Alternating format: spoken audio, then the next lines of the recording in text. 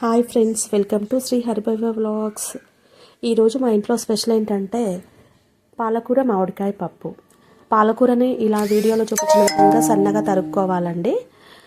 అలాగే ఒక కుక్కర్ తీసుకొని అందులో ఒక గ్లాస్ కందిపప్పుని కడిగేసి వేసుకోవాలి. అందులో ఒక టేబుల్ స్పూన్ కారం వేసుకోవాలి. ఇలా 3-4 పచ్చిమిరపకాయలని ఇలా సగానికి విరుచుకొని వేసుకోవాలి. కొంచెం కరివేపాకు వేసుకోవాలి. అందులోకే కొంచెం పసుపు కూడా వేసుకోవాలి. ఈ మామిడికాయ పుల్లటి మామిడికాయ అండి. దీన్ని పీల్ ఆఫ్ చేసుకొని సన్నటి ముక్కలుగా తరుక్కొని వేసుకోవాలి. ఈ కుక్కర్లోకే 2 గ్లాసుల నీళ్లు, తరిగిన పాలకూర, తరిగిన ఆనియన్, ఈ తరిగిన మామిడికాయ ముక్కల్ని వేసుకొని కొంచెం ఆయిల్ వేసుకోవాలండి, తొందరగా ఉడుకుతుంది. దాన్ని 3 విజిల్స్ పెట్టుకోవాలి. విజిల్స్ అయ్యాక తీసుకొని రుబ్బేసుకొని ఎండుమిర్చి, ఆవాలు, జీలకర్ర, వెల్లుల్లి వేసుకొని పోపు పెట్టుకోవాలి. అంతే.